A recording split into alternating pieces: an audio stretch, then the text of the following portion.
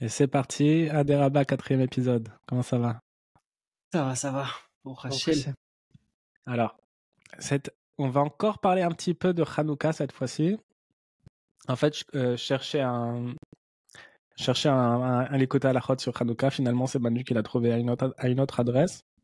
Mais en cherchant, je suis tombé sur un Chidouche que je connaissais pas du tout. C'était à la fin de Likutei Halachot sur Hanouka, Aleph. Likutei Halachot, Aleph sur Hanouka.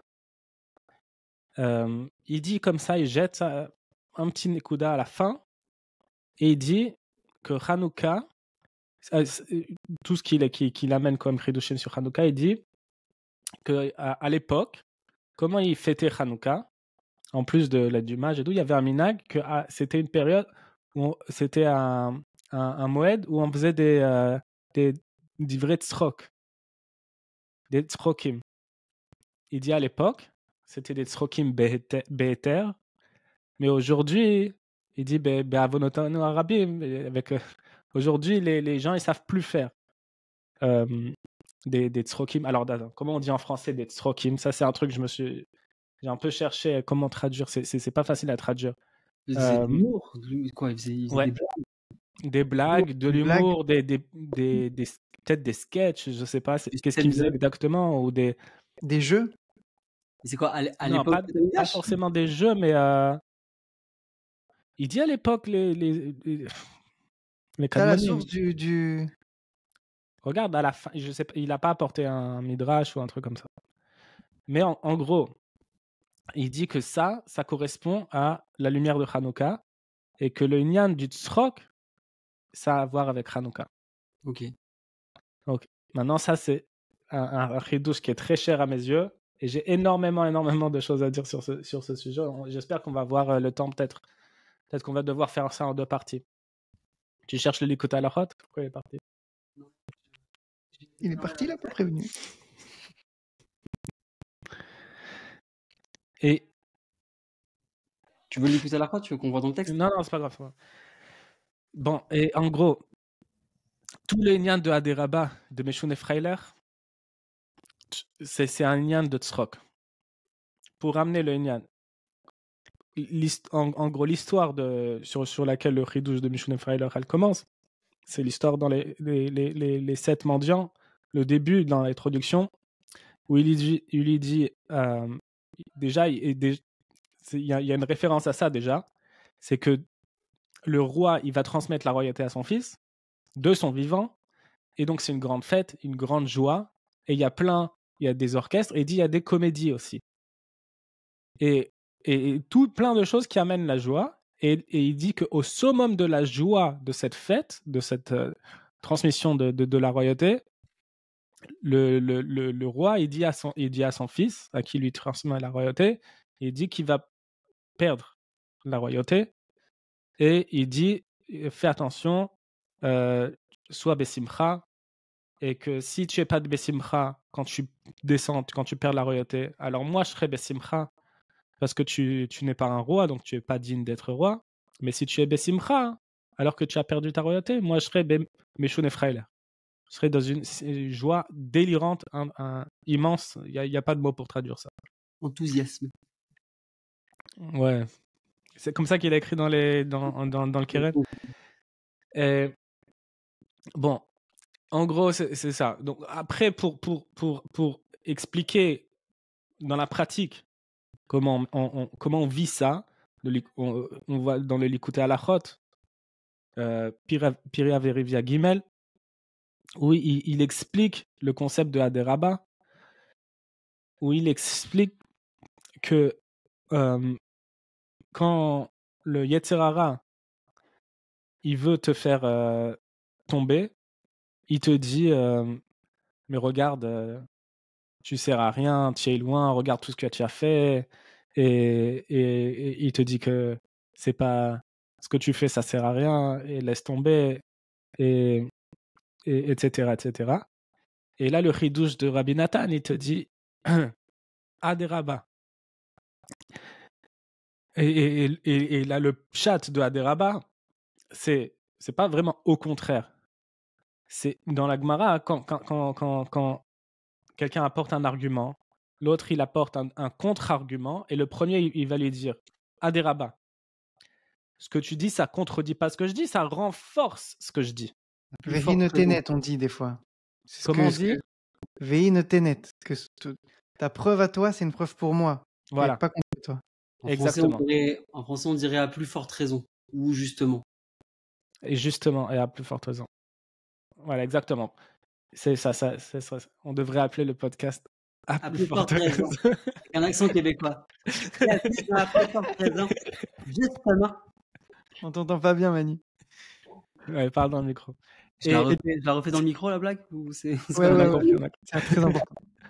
Attends, petite parenthèse, Zafka, on a vu que la semaine dernière avec Nissim que Yitzhak, c'est Gematria Aderaba. C'est mignon comme... exactement. Donc, attends, c'est exactement... Justement, c'est exactement le chidouche. Justement.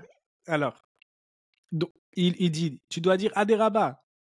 Ce que tu fais, toutes tes paroles pour me décourager, me dire à quel point je suis loin, Aderaba. Ça renforce exactement ce que je dis. C'est que quelqu'un d'aussi loin que moi, avec tout ce qu'il a fait, tout ce qu'il va faire, etc., alors c'est le Icar de ma simcha que quelqu'un de loin comme moi, il mette les téfilines et il mange kasher, il mange des matzot à Pessah et il jeûne à Kippour, etc. C'est que le peu qu'on fait, on le transforme en... Mais c'est ouf parce que je suis tellement bidon que le peu que je fais, c'est incroyable. Exactement, c'est le contraire. Donc, c'est ça le Aderaba. C'est transformer ta nullité en exception. C'est-à-dire, c'est plus le type il est loin, plus la petite chose qu'il fait, il devient un héros en fait. Ça, c'est le concept de Aderaba dans les mots de Rabbi Nathan. Là où c'est difficile. Ça, comment? Là où c'est difficile pour beaucoup de gens, c'est que en fait, il y a forcément un aveu d'échec à un moment. Tu es obligé de reconnaître ta nullité d'une certaine manière. Si tu veux accéder à cette véritable réussite-là, qui est justement, tu vois comment cette lumière, elle est importante dans cette obscurité, tu es obligé de passer par un aveu d'échec. Et ça, il y a beaucoup de gens qui ne veulent pas passer cette étape. Ça veut dire quoi, aveu d'échec? Qu'est-ce que ça veut dire que, comme il dit le roi dans le conte, tu dois perdre la royauté d'abord, d'une certaine manière. Et il y a beaucoup de gens qui disent non, je suis pas nul, mais donc du coup le fait de se dire je suis pas nul, je tombe pas, je tombe jamais, je descends jamais. Au final, t'as jamais déni en fait. Tu parles du déni. Accepter l'échec plutôt que de tomber dans le déni. Et au contraire, et du coup les petites choses, c'est même un peu des pics du genre je fais des petites choses. C'est-à-dire que pour arriver à ce niveau-là déjà de se rendre compte que tu es loin, déjà c'est déjà une étape. Ouais. Rabbeinu il dit ça comme Rizouk.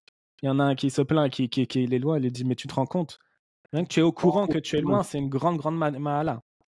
Donc une fois que tu te rends compte que le Yetzer Hara, il utilise ça pour te faire tomber. C'est ça le danger. Plus tu te rapproches du Hémet, plus tu te rends compte à quel point tu es loin, plus tu te ramasses. Ouais, et en fait, ces points positifs, ils deviennent des flèches, alors que le Hadraba, il inverse tout. Les flèches, ça aussi, c'est une très bonne référence pour la suite. Donc, on s'est pris jusqu'à la fin du podcast. Voilà, vous mettez des petits, comment ça s'appelle les petits éléments pour après, on va construire tout le truc. Easter eggs. Donc, après, dans ce Likutei Halachot extraordinaire, que c'est vraiment un des plus beaux Likutei Halachot qui est, et on l'a déjà étudié plusieurs fois, on devrait passer des années à étudier. Même le Rav Besançon, je ne sais pas combien de fois il a fait, mais il a passé des années à étudier que ce Likutei Halachot là. Il dit tout ça, tout ce concept-là qu'on a vu de Aderaba, tout ça, c'est le concept du tzrok. Il apporte l'exemple de Yitzhak. Il dit Yitzhak al Shem Atzrok. Pourquoi il s'appelle Yitzhak? Parce que Yitzhak, c'est il rira. Yitzhak, c'est le rire. Yitzhak al Shem Atzrok. Et il t'explique tout le concept de Aderaba, qui est basé sur la Torah Kav Gimel de Tinyana, qui dit tout le Inyan, c'est de transformer le Yagon ve'anacha en Simcha. De transformer. De capturer. Là-bas, il dit Artov, il dit faut les capturer. Oui, mais il y a la force. Après, Oui. la force. Il faut transformer l'angoisse et la comment on dit et la L'amertume. déprime Ouais. La en rasera. joie. Comment tu fais ça techniquement? Comment tu fais ça? Avec Aderaba. Et il dit c'est Dafka du côté gauche, du côté des Lévi'im, du côté du Rocher qui est caché, que de là il sort le Nigun. C'est-à-dire la plus grande lumière, elle sort d'Avka du côté qui est caché du côté de l'obscurité, en transformant cette obscurité en lumière. Et il dit ça, c'est Yitzhak. Yitzhak, lui, il est du côté gauche, il est du côté de la rigueur. Et lui, c'est sur lui que le Yetzer Hara, il s'attaque le plus fort. Il a le plus d'emprise sur le côté gauche. Le côté gauche, c'est quoi? C'est la rigueur que dont tu as besoin pour la Avodat Hashem. Tu as besoin d'une rigueur. Tu as besoin d'avoir un seder, de te lever à l'heure, de faire les choses comme il faut. Mais le problème, c'est que ça, tu donnes l'outil le plus fort pour le Yetzer Hara pour qu'il te fasse tomber avec ça. Pourquoi? Parce que ces rigueurs, si elles deviennent trop fortes, elles vont t'étouffer et elles vont t'amener à la mort, à tout lâcher. À force de vouloir tout bien faire dans tous les Dikdukim, le Yetzer Hara, il va s'attacher à ça, il s'éclate sur ça.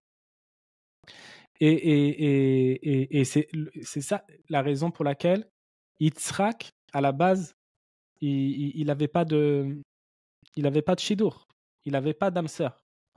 Il dit dans le Zohar qu'il avait une âme féminine parce qu'il était trop dans la rigueur. Et donc, quelqu'un qui est trop dans la rigueur, il peut pas, il y a pas de vie. Donc, il n'avait pas de vie. Il pouvait pas engendrer et donner la vie. Donc, c'est pour ça qu'il n'avait pas de shidur. Donc, il dit ça, c'est le inyan de la Kedat Yitzhak. Et Avraham Avinu, Hachem, il lui a dit, regarde, tu vas prendre ton fils Yitzhak, qui est une boule de nerfs, tu vas le prendre, tu vas le tuer. Et Avraham Avinu, lui, qu'il est cool au chesed, il est que du chesed, que de la lumière, de bonté. Comment lui peut faire une chose pareille, qu'il faut une rigueur pour être annulé à 100% au Ratzon Hachem, pour faire une chose complètement contre nature, de prendre et de sacrifier ton fils. Et il a fait ça. Et au dernier moment, Hachem il lui a dit, c'est bon, ne fais rien. Mais à quoi ça correspond ça? Tout ce procédé-là de Akedat Yitzhak, c'est le procédé de Aderama. Et toutes les conditions, elles sont réunies. Il te dit, quand tu arrives à un point où les nerfs, la rigueur, elle est tellement forte qu'elle t'empêche de vivre, elle t'étouffe physiquement. Tu es au point de tout lâcher. Il te dit, Rabbi Nathan, plein de fois, tu es à un point où kimat chas v'shalom. Alors là, Hachem, il dit à Avraham, qui est cool au chesed, regarde, cette rigueur-là, zéro. Tu coupes, on zigouille. Il dit, tu dois lâcher tout, zéro rigueur. Tu dis, moi, je suis Oved Hachem qu'avec le cœur et tout, un hippie, tu vois, que ça, tu coupes tout. Et là, une fois qu'il est prêt, il est dit, voilà, je fais 100%, je suis à l'âge, j'ai zéro rigueur, moi, je suis Oved Hachem que avec du cœur. Là, Hachem, il dit, c'est bon. Tu le tues pas, finalement. Ça s'appelle la Hamtakat Adinim, c'est-à-dire ces rigueurs, elles ont été adoucies, et donc c'est le chesed qui a pris le dessus, et les dinim, les rigueurs, elles sont incluses avec du chesed, elles sont adoucies, et là, à ce moment-là de la Kedat Yitzhak, il y a Rivka qui est né. Il a été réparé, il a reçu une âme sœur. Et ça, c'est exactement le chidouche du Baal Shem Tov, qui dit, là, il dit comme ça. Il dit, le Yetzer Hara, d'après sa fonction principale, qui est d'accusateur, il n'a pas la capacité de te faire fauter. Ok? Il dit le Yetzer Hara, c'est un accusateur. C'est ça son rôle. Si lui, il te fait fauter, donc il n'y a aucune accusation, c'est lui qui est responsable. Ok? Il a un outil. Il a la capacité de t'empêcher de faire une khumra. Ok? Ça, il a main libre. Qu'est-ce que tu veux dire, m'empêcher de faire une Si khumra? tu fais pas une khumra, quelque chose qui, comment on dit en français, une khumra, comment on dit en français?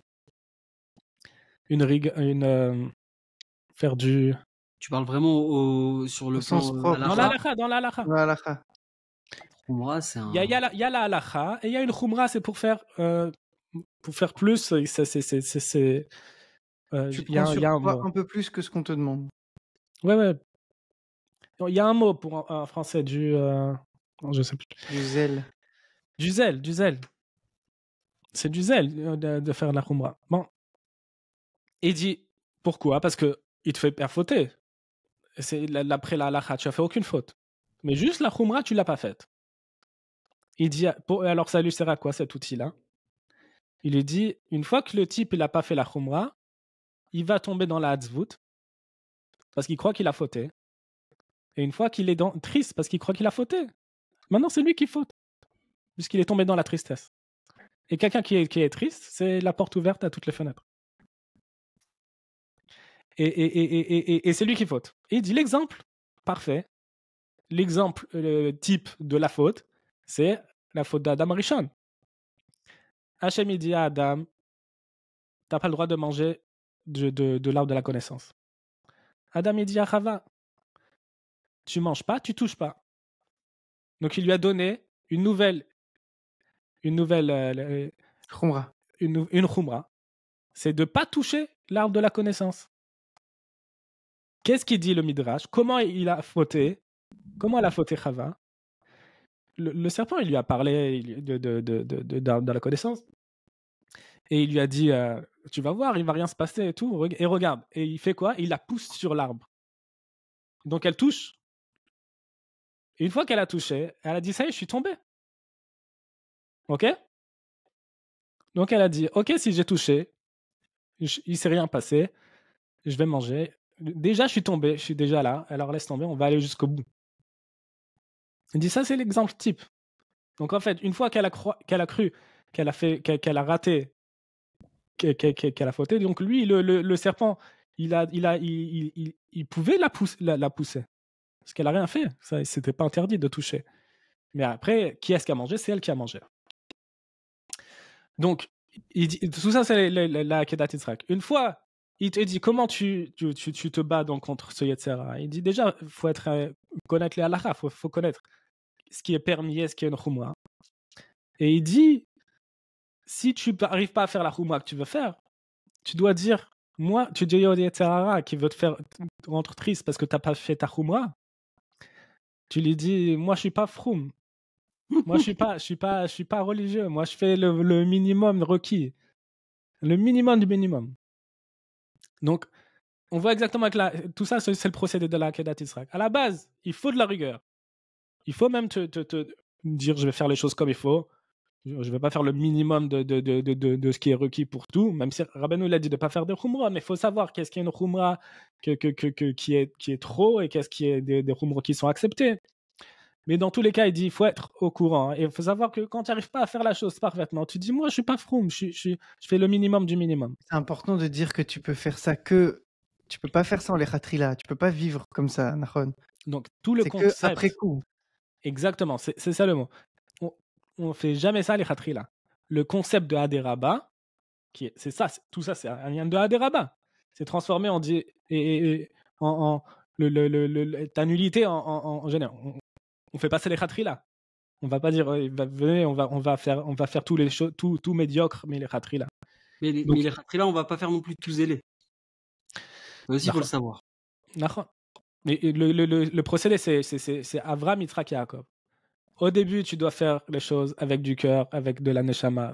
Ouais. Et après, tu vas te prendre en main, tu vas faire les choses, tu vas devenir un type ordonné avec les choses. Et On dit après, que cette rigueur, elle va t'étouffer. Et donc, tu dois dire, OK, au ce moment-là où ça t'étouffe, tu te dis, OK, je lâche tout, il y a zéro rigueur que Abraham. Et après, le résultat, c'est Yaakov qui est né de cet harmonie. adoucissement. Et ça s'appelle le Hémet. C'est fou parce que tu disais au début Yitzhak, c'est le tzrok, mais c'est-à-dire que c'est comme si la finalité de cette rigueur, c'est aussi que tu sois capable d'en rire un peu. Ça veut dire que t'es un peu tu sois rigoureux, mais t'as ce détachement, c'est de dire, c'est comme tu dis, on n'en est pas là non Exactement. plus, tu vois. C'est-à-dire, je sais bien, Exactement. Donc tout ça, ça correspond au concept du rire, du tzrok. Maintenant, vraiment, ça c'est un avertissement. Le concept du tzrok, c'est un gesher tsar meod. Ouais. C'est-à-dire, c'est un pont très étroit. Ouais. Dans plein d'endroits, tu vas trouver des mises en garde de combien c'est dangereux, le tzrok. Il y a plein, même dans la halakha, dans le Shulchan Aruch, tu vas voir des trucs, kaloutroche et tout, c'est interdit, et c'est très grave, et ça amène à toute la vérote et tout. Et de l'autre côté, le tzrok de Gdusha, c'est quelque chose qui est kadosh et Elion. Mais qui vient même d'une crainte en réalité, qui vient d'une crainte d'Hachem. Cette crainte-là, en fait, ce que tu dis, je sais pas si tu te souviens, tu m'avais parlé à l'époque, tu avais appelé ça la Torah du Joker. Non, ça c'est un autre sujet. Mais c'est un autre sujet. Mais chez où, c'est-à-dire ce Gesher Tsar là, ce pont très étroit, t'as d'un côté la moquerie, Moshav Letzin Lo Yashav, ne pas être avec les moqueurs, c'est-à-dire ne pas tout prendre à la rigolade. Et d'un autre côté, il y a un rire qui est encore plus un rire dans son essence, qui est un rire qui vient de la crainte. C'est-à-dire que il y a une telle crainte sur le monde et ce que Hachem y représente et la grandeur d'Hachem que même les mitzvot dans la manière dont elles se présentent ou la manière dont Hachem va se représenter dans ce monde, c'est presque rigolo par rapport à comment on a réussi à réduire autant. Parce que Yitzhak, pourquoi il s'appelle Yitzhak? C'est Hachem qui dit de l'appeler comme ça. Mais ça vient aussi du rire de Sarah. Que Sarah, elle avait un niveau tellement haut que elle pouvait pas concevoir comment elle-même elle allait mettre un enfant au monde. Ça veut dire comment autant de lumière ça pouvait se matérialiser dans le monde. C'était un niveau suprême, Abraham et Sarah. Et donc il a fallu la faire descendre à un niveau de rire, à un niveau dans ta rigueur, effectivement dans ton trop de lumière, tu vois pas. C'est le Harizal qui explique ça sur Kaet Raya. Il dit en fait, Sarah était à un niveau de Yechida et qu'il fallait qu'elle soit Kaet Raya. Il fallait qu'elle soit un instant comme Raya et donc pour ça il a fallu la faire rire. Il a fallu lui dire quelque chose d'absurde. Oui, tu vas enfanter à 80 ans. Et à ce moment-là, bam, ça s'est cassé. Et là, il sera que lui-même, il a pu descendre. Exactement. Tout ce que tu as dit, c'est exactement tout ça. C'est-à-dire, même il dit ça dans le Likutei Halachot, que pourquoi on fait des tzrokim à Hanouka. Il dit parce que le tzrok, en fait, c'est tu descends en mochin de katnout et c'est la yerida tachlita aliyah, c'est-à-dire tu descends pour remonter. Et à Hanouka, tous les jours, on monte de niveau. C'est exactement ça. Et pourquoi ça vient d'Avka de le tzrok dans la Gedusha? Ça vient de Yitzhak, qui est du côté de la rigueur et de la ira. Comme il y a écrit, Vegilou bir ada. C'est quoi la ira? La ira, il dit le Ramban, c'est l'irod velitzrok. C'est-à-dire la vraie crainte. Nous, quand on pense à la crainte d'Hachem, tu parles à quelqu'un, tu dis voilà, la crainte d'Hachem, ça s'appelle marashchora. Ouais. Ça s'appelle l'angoisse. C'est l'angoisse, c'est un mot. La vraie crainte, c'est un mot pour éloigner. Le Ramban, c'est l'irod velitzrok, c'est-à-dire tu dois trembler et rire. Bah, tu vois, j'aurais jamais compris jusqu'à ce que Manu, tu dis, t'as dit un truc de ouf. Tellement t'as conscience que Hachem est grand que tu rigoles du ridicule de tout ce qui se passe, quoi. Si la petitesse, de la... Je vais te dire un truc, tu veux voir ça de tes yeux, on a une chance. Il faut regarder des vidéos de Rabbi Israël au dessert parce que je pensais à lui. je pensais à lui. Tu le vois des fois dire des paroles comme ça de Torah avec une crainte, tu vois il a les yeux immenses comme ça, il te parle, c'est du feu, tu vois, qui sort de sa bouche, tu sens qu'il est vraiment en crainte, il fait attention, il pèse tout ce qu'il dit et d'un seul coup, tu le vois exploser de rire. Mais tu vois que c'est pas un rire de folie. C'est désarçonnant. Franchement, c'est parfois, c'est très. Tu dis, mais qu'est-ce qui se passe? C'est très désarçonnant. Mais tu peux voir vraiment de tes yeux ça. Quand tu regardes les vidéos de Rabbi Israël, c'est vraiment ça. C'est-à-dire que, comme il a dit, Rabbi Nachman et Rabbi Nathan, Sochakim Mikol Haolam. Il y a ce truc-là, tu vois, à un moment, il y a un tel niveau de crainte. Rabbeinu, il a dit, nous, on a un tel niveau de crainte, Rabbi Nachman, Rabbi Nathan, qu'on rigole de ce monde-là. Ce monde-là, c'est par rapport à Hachem. Qu'est-ce que c'est ce monde? Tu vois, des fois, tu prends les choses au sérieux, mais il faut lâcher aussi. Exact. Mais tout ça, c'est un truc d'Ak Minadak. Et c'est très fin. Et donc, pour expliquer mieux, donc, il y a une grande différence. Aderaba, c'est pour ça qu'on fait un podcast. C'est une recherche. Parce que on l'attend. Je sais pas, il a dit quoi? Il a dit j'arrive. Tu pourras couper au montage. Non, il n'y a pas de montage. On a déjà dit.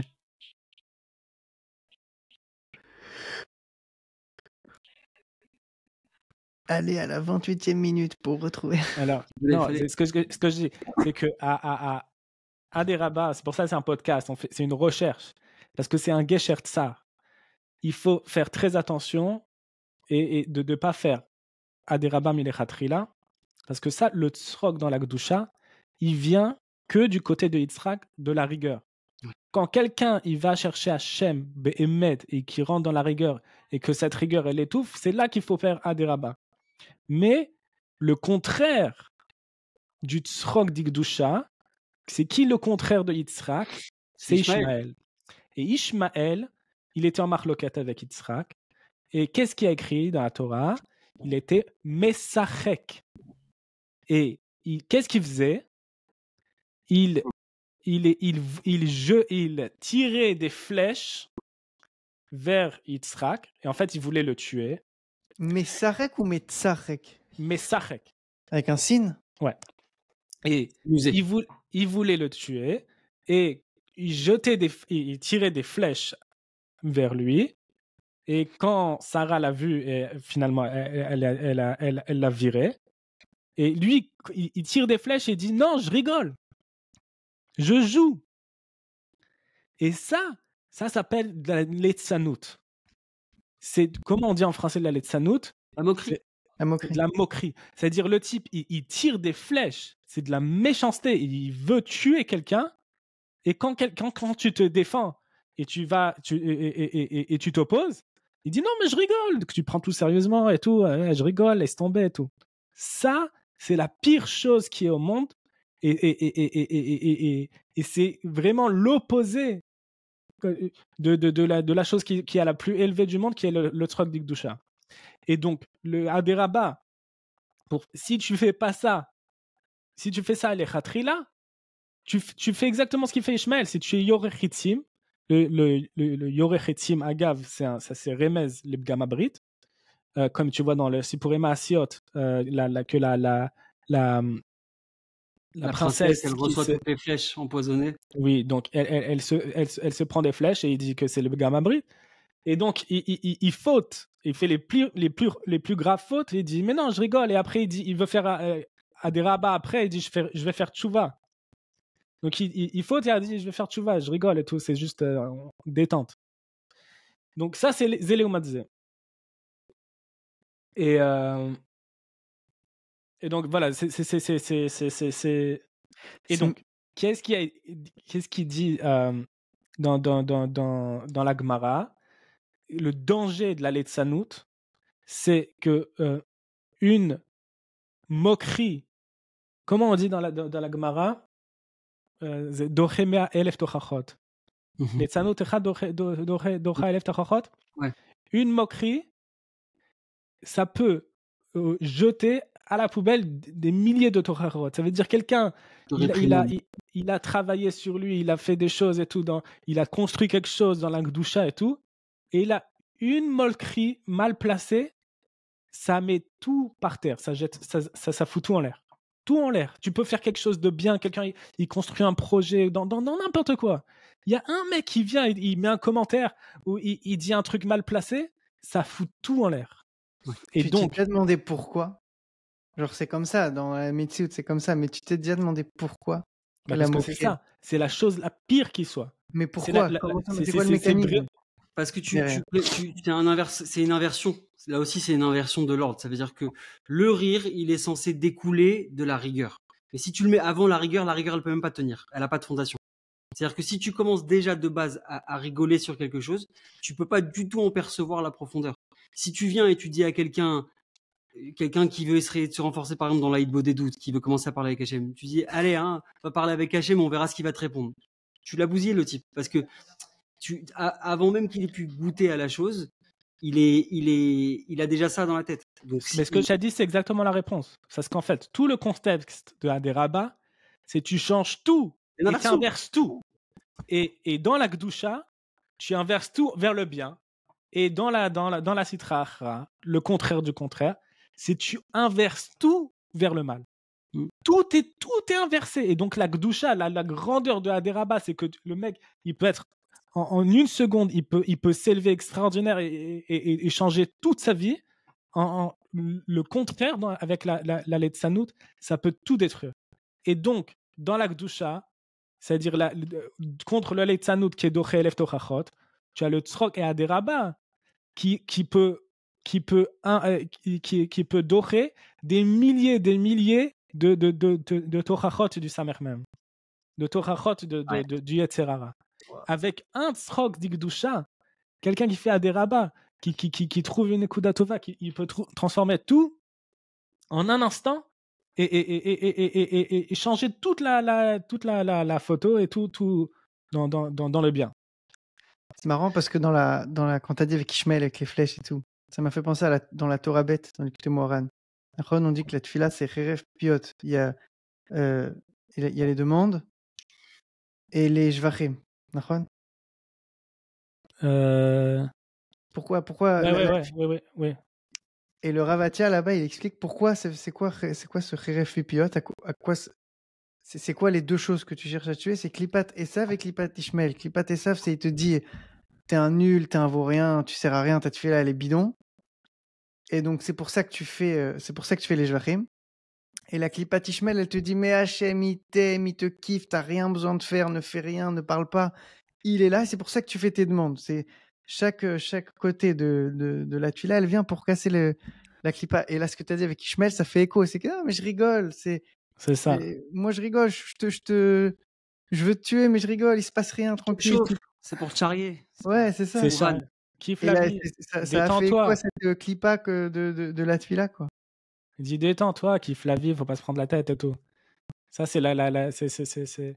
Et donc, ce qui est très très fort dans ça, c'est que tout ça, ça revient à Nyan de Meshon Ephraël.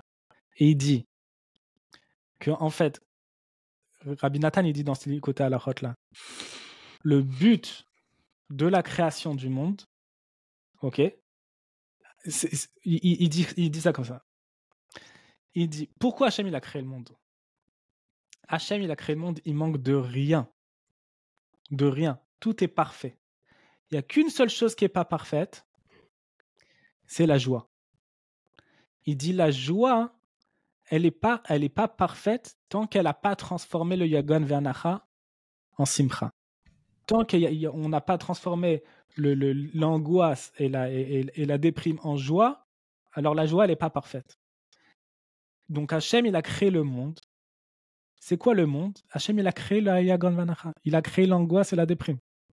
Toute la création du monde, c'est que ça. Pourquoi? Pour que quelqu'un dans ce monde-là, il se renforce et il soit Bessimcha. Donc c'est exactement le roi qui a transmis la royauté à son fils. Il a créé l'homme et il lui a dit voilà, maintenant tu vas régner. Il dit et je sais que tu vas perdre. Tu vas perdre ta royauté, tu vas fauter. Mais si tu es Bessimcha, dans ce moment-là, alors moi je serai dans la plus grande Simcha. Parce que si tu transformes cette Yagon Vernacha, cet échec, en joie, alors ça, tu as perfectionné la Simcha. C'est la raison pour laquelle j'ai créé le monde. C'est tout le livre des Teilim, au passage. C'est David Ameller, c'est l'incarnation de l'esprit du Mashiach. Donc, c'est Rav Yifrach, il dit souvent cette formule-là. Il dit le Mashiach, c'est l'homme qui a le plus échoué au monde. Et en fait, c'est vrai, quand tu lis les Télim, tu te dis, purée, pour le Mashiach, il est pas si reluisant, quoi. Il est poursuivi là. Il y a aucun moment où il est tranquille. Mais on chante, on fait des Télim, on prie, on continue. Juste, il Tu continues à régner.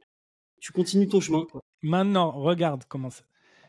Tout ce concept-là du tzrok, ok, en fait, c'est quoi une blague? Tu Quand sais que quelqu'un depuis raconte qu'on a une dit, je blague, pense tout le temps à ça. quand quelqu'un raconte une blague, il raconte une histoire, il te met dans une perspective. Tu vas dans un chemin, tu suis le chemin de la pensée. Et au dernier moment, il te dit la chute et il te transforme tout. C'était pas du tout ce que tu croyais, c'était quelque chose de complètement différent. Ouais. En Il stand-up, c'est le setup et ensuite t'as la chute. La chute. Et donc, en fait, tout le concept des rabats, c'est une grosse blague. Ça veut dire que tu tombes, tu vas dans la rigueur, et là, avec un petit. Tu changes toute la perspective, et là, ça, c'est la chute, et tout, tu t'éclates de rire. Et en fait, tu comprends que toute la création du monde, Hachem, il raconte la plus grande blague de l'histoire de l'humanité. Toute la création du monde, en fait, c'est une grosse blague. Mais il faut Ok. qu'on rentre dedans. Donc, on rentre dedans. Obligé. T'inquiète pas qu'on est rentré Et dedans. ouais, c'est On ça. est rentré dedans et on Regardez y ça. croit et on voit pas la sortie. Mais en fait, il a créé la Yagon Vanacha. Tout ça, on attend la chute à la Géoula, et on va transformer tout. Il te dit tout le Yagon Vanacha du monde, il va être transformé en Simcha au moment de la Géoula. Et on dit quoi sur la Géoula? Azima letzrok penu. Az, quand il y aura la Géoula, on sera mort de rire. On sera mort de rire. Et ça veut dire que toute la Yagon Vanacha, toutes les souffrances de la Galoute, des milliers d'années de souffrance, tout ça, avec le Mashiach qui va faire des rabats sur toute la création, tu vas te rendre compte, on va mourir de rire. Mourir de rire. À quel point tout était les Tova et tout, c'était que de la Simcha. Et comment ils ont goûté ça quand il a dit Ani Yosef, tout ce qui s'est passé avec eux et tout, il les a poussés jusqu'au bout. Et Yosef, il se révèle, il dit Ani Yosef. Et ça, c'est la plus grande joie qu'il y a dans l'histoire. Tu te rends compte, tu te dis Atem Chachav les Ra'a, Hachem ou Chachav les Tova. Vous pensez que c'était du mal. Hachem, tout ce qu'il a pensé, c'était que les Tova. Tout ce qui s'est passé, c'était que. Et on va voir ça. Et comme tu dis, les gens comme Rav Israël, les gens, il dit le Rav Frère, il dit ça plusieurs fois, je l'ai entendu dire. Il dit, tu vois, les Juifs de Hatzot, c'est des gens, ils rigolent, ils ont le sourire. Quelqu'un qui est connecté à ce jour-là, il est connecté au monde futur. Il sait que c'est une blague. Donc lui, il a fait Hatzot la nuit, il est arrivé à cette compréhension-là toute la journée, il fait que rigoler. Et Hatzot, c'est justement l'endroit qui, a priori, devrait être où on est le plus. C'est ça, ouais. C'est la Avelout. Ça veut dire on doit penser au Khurban du Beth Amidash, à la destruction du temple, à le fait que la présence divine, elle soit pas dans le monde, qu'elle soit pas dévoilée, etc. Pile ce moment-là, et justement, on te dit, celui qui fait ça, ou Zoché Besimchata. Quand l'habitabel al-Khurban Yerushalayim, Zoché Besimchata. Tout celui qui prend sur lui le deuil de Yerushalayim, il mérite pas les Hatid Lavo, ou Zoché Besimchata. Maintenant, mamash. Tout est à l'envers. Et ça, il y a une Torah sur ça dans les côtés halachot, dans les côtés Moran, sur les notes du Bdicha Da'ate. Oh. Il apporte dans la Gemara. Il y avait un Tana qui était.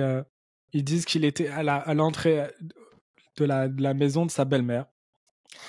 Et il était Bdicha Da'ate. Il était dans un ton, pour traduire en français, je traduis ça, humoristique. Tu voyais qu'il avait un rire comme ça. Il était dans un mood humoristique. Ouais. Dans un mood. Et là, il y en a, il a vu qu'il était dans cet état-là. Il a commencé à lui poser des questions sur la création. Des questions, mais des trucs complètement perchés. Il lui dit pourquoi. Il est avec ce mood-là. Il dit, il a la lumière de Oraganuz. La lumière des 6 jours de la création, il voit du bout du monde à l'autre. Tu peux tout lui demander. Quelqu'un qui est sur cette longueur d'onde-là, humoristique, il peut voir tout en Adéraba, il peut voir tout du bout du monde à l'autre. Il y a une captation aussi, il y a une perception. C'est un truc que, pour le coup, tu retrouves aussi beaucoup chez les humoristes. Aujourd'hui, c'est le stand-up surtout qui marche plutôt que les sketchs, etc. Tu vois qu'il y a aussi cette faculté d'observation. Alors, très souvent, malheureusement, dans la moquerie, mais t'as cette faculté-là ils ont cette faculté-là, parfois, les humoristes, de te dire des trucs que tu vis et toi, tu t'es pas rendu compte à quel point c'est absurde et c'est drôle. Ils vont te parler des tocs, ils vont te parler des petites manies, des trucs et tout.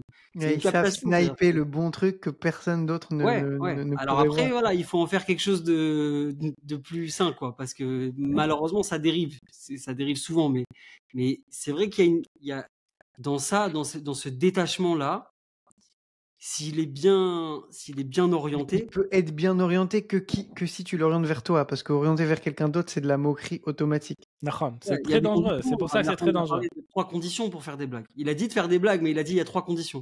Exactement. Tu veux les rappeler? C'est quoi les 3 conditions? Ouais. Donc, ça, c'est tout un sujet aussi. Ça fait partie. Il y a plein de choses à dire sur ça. Il y a Rabbeinu, parce que c'est très intéressant. D'un côté, il te dit la seule façon d'être Bessimcha parfois, c'est de faire des vrais des bdichuta, des vrais mille et des shtuta. Maintenant, ce qu'il y avait à l'époque de Rabbeinu, il y avait Rabbi Baruch Mimejibouch, c'est l'oncle de Rabbeinu, qui était lui un très très grand sadique, mais très très très rigoureux, mais dans une rigueur immense. Comme Rabbeinu, c'était un descendant de David Ameller, ils sont du côté du Lev Nishba, et il était très coincé, on va dire. Faut faire attention à ce qu'on dit, c'est des tzadikim dans la Gdusha. Mais il avait avec lui, il avait un élève qui était un batran. Un batran, ça existe encore, même si c'est plus rare de trouver dans la Gdusha. Il y en a encore quelques-uns Gdoshim, mais même à l'époque de Rabbeinu, tu vois que Rabbeinu, il n'aimait pas trop ça. C'est un job chez les tzadikim, chez les admorim, d'avoir quelqu'un qui fait des blagues. Son job, c'était de faire des blagues. Tu as aussi ça aujourd'hui beaucoup chez les chassidim dans les mariages. À la fin du mariage, tu as la mitzvatens et tu as le gramen. Ça s'appelle gramen, c'est quelqu'un qui il dit des choses, comme des chansons, il raconte des histoires, il fait des blagues et tout avec la famille et tout. Et ça, comme je te dis, c'est dak minadak. Il y a beaucoup de choses qui tombent dans la letzanout et c'est très très grave. Mais dans la Gdusha, tu avais le batran de Rabbi Baruch qui était un batran kadosh. Et vulgairement en français, ça s'appelle le bouffon du roi. Ouais. Celui qui vient un peu amuser pour redescendre un peu de tous les. Ouais, c'est aussi un easter egg pour la suite aussi. Il y a aussi Et ce batran, pour t'expliquer le concept du tzrok, que même lui, il a pas su mesurer la bonne mesure. On dit que Rabbi Baruch de Mejibouch, il lui a dit comme ça, comme une bracha. Il a dit, regarde, toi, si tu vas au Lama Emet, si tu as un ange qui est de mauvais, du côté mauvais, un accusateur qui vient et qui veut te faire des problèmes, il lui dit, tu peux lui dire une blague et il va rigoler, il va te laisser passer. Comme ça, il lui a dit Rabbi Baruch. Mais il lui a dit comme ça, Béhémet.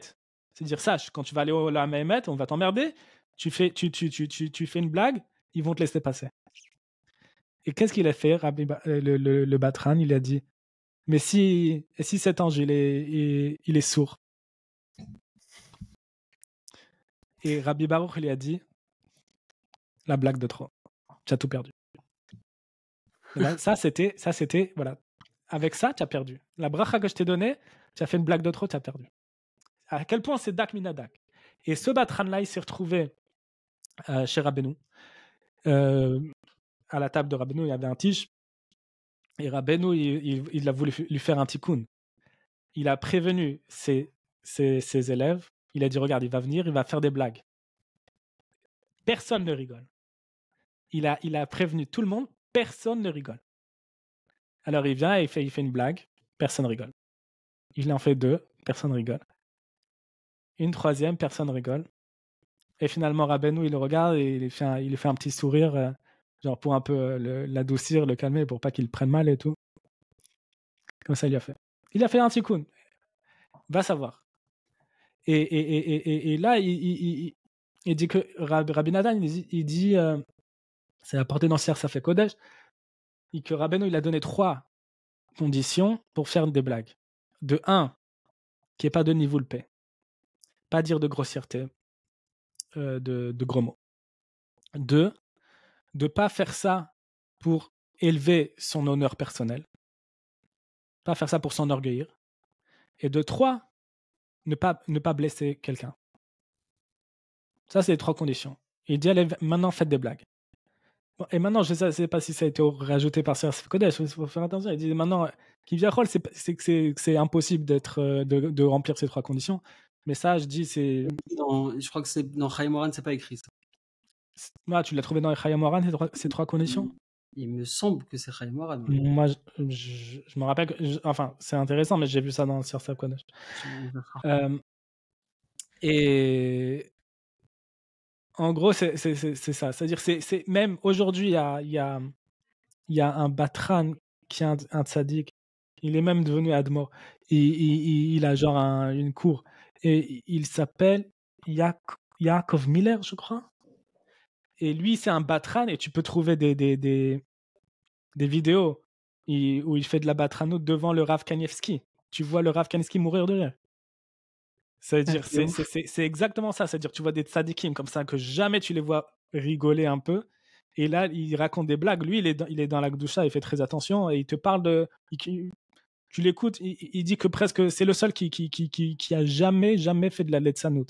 Mais il dit quoi? Il parle de quoi? Tu l'as déjà entendu? Ouais, il te fait des blagues, il te raconte des histoires et tout comme ça. Il parle, il fait en yiddish et en anglais, donc tu peux comprendre en anglais. Et j'avais lu dans un magazine il y a très longtemps, et je l'ai pas retrouvé, je l'ai recherché, qui parlait d'un profil de personnes qui savent, avec une blague, ils peuvent te changer toute une situation. Et il donne un exemple d'un type, tu es dans un avion. Et dans les avions, tu sais, c'est des moments stressants, il y a beaucoup de nerfs qui peuvent exploser. Il commence à avoir un conflit avec l'hôtesse de l'air, avec les gens et tout. Il commence à avoir un conflit et tout le monde commence à s'insulter, à se crier les uns sur les autres. Et il y a un type qui est là, il est à côté, il observe. Et je me rappelle plus de la blague, mais il dit comme ça, il lance une blague sur la situation. Genre, il crie un truc, tu sais, des gens, parfois dans la foule, il y a un mec qui crie une blague, mais genre, tout le monde meurt de rire. Et le mec, il fait ça. Il lance et il dit un truc et tout le monde meurt de rire. Et tous les gens qui étaient engueulés, tout le monde rigole et il n'y a plus d'histoire. Et ça c'est Mashiach. C'est-à-dire, nous, on est tous dans l'embrouille. On se gueule les uns sur les autres. Et lui, c'est lui qui est responsable. Et lui, Et là, tu vas voir le Mashiach qui va arriver. Et quand tu dis David Ameller, il dit le Zohar, il s'appelle Batra de Malka. Le Zohar, il appelle David Ameller, le Mashiach, il dit c'est le bouffon du roi. Mais dans la Gdusha, parce que bouffon, ça a une mauvaise connotation en français. Mais il va arriver, il va dire une blague, et tout le monde va mourir de rire, et tout le monde, il n'y a plus rien. Il n'y a plus de conflit, il n'y a plus rien. Mon cousin, une fois, il m'avait dit que c'est ma mâche dans ce que tu dis. Tu m'as raconté, oui. Comment Mashiach il va venir, c'est, tu sais, quand Yosef s'est dévoilé à ses frères, il a dit à Yosef, il n'a pas dit j'ai été vivant, on m'a vendu au Potiphar, j'ai rétruit les rêves. Il a pas expliqué toutes ses péripéties. Il a dit juste à Yosef. Et juste, il dit ça, le punchline, et tu as tout compris. Les questions, elles disparaissent. Tout disparaît et tout devient clair, tu vois. Mashiach, sera pareil. Nissim, tu sais que quand tu m'as raconté cette histoire de l'avion, parce que là, j'ai un souvenir, là, on l'avait fait à l'époque. Tu m'as dit non, la blague et tout, mais je me rappelle plus de la blague. Et là, quand tu as commencé à la raconter, je fais chambé, parce que la blague, je me rappelle plus non plus. Alors que tu me l'avais pas raconté en fait. Quitte. Toi, Razak. C'est une question de. Ça demande une précision quand même, c'est presque effrayant. En fait, c'est comme si tu as un plat qui cuit. Si tu jettes un glaçon dans l'eau bouillante, tu peux bousiller la cuisson. D'ailleurs, c'est à ça qu'il est comparé à Malek.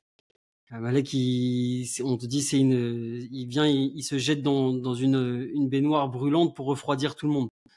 Mais si c'est pas fait au bon moment, t'as désamorcé quelque chose qui devait cuire. En fait, t'as bousillé une cuisson, t'as bousillé quelque chose qui devait arrêter une finalité. Mais ça peut aussi, quand c'est fait au bon moment, désamorcer une cocotte minute qui est sur le point d'exploser. C'est-à-dire quand toi, t'es en mode cocotte minute, que je cuis, je suis en train vraiment de passer le feu d'Abraham, de passer dans la fournaise, etc. Et je suis en train d'avancer, de grandir. Si tu le fais trop tôt, dommage, t'as bousillé ta cuisson. Si tu le fais au bon moment, t'as permis de pas exploser, de pas brûler, de continuer d'avancer. Et c'est cette précision-là, il faut. Tu sais, c'est quoi Dafka? On n'a pas dit. On dit le Zohar, il dit David Ameller s'est battre à des Malkins. Il dit le Zohar que tous les jours, Hachem, il entend cette blague que David Ameller il a dit et il rigole. Tu connais? Et il y a un Etratson. Dans les Teilim, David Ameller il a dit une blague. Et Hachem, à chaque fois qu'il entend cette blague, il rigole. C'est quoi la blague? Il dit David Ameller, il avait demandé à Hachem, il dit pourquoi on dit Dieu d'Abraham, Dieu d'Yitzhak et Dieu de Yaakov, et on ne dit pas Dieu de David. Ouais. Il lui dit parce que je les ai mis à l'épreuve. Il a dit donne-moi une épreuve. Il lui dit moi si je te donne une épreuve, tu vas pas la surmonter. Il a dit vas-y quand même, donne-moi ton épreuve. Et donc il l'a mis à l'épreuve avec Bathsheba. Et donc David Ameller, il est tombé. Il a pas réussi cette épreuve. Et dans les Teilim, il dit, je sais plus, j'ai oublié dans quel Teilim c'est, peut-être 91, je sais plus.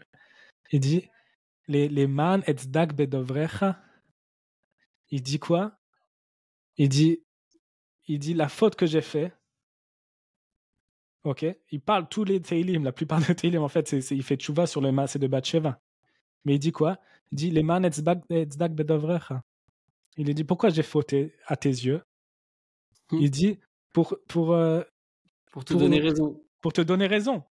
Tu as dit que tu dis que tu vas me donner une épreuve et je vais pas la réussir l'épreuve. Il dit qui est-ce que je suis pour te contredire? Tu m'as dit que je vais pas tenir dans l'épreuve. Alors, je suis pas tenu, mais j'aurais pu. Ce que j'ai fait, je l'ai fait pour toi, pour te donner raison. Chef tout le temps, il entend et il rigole.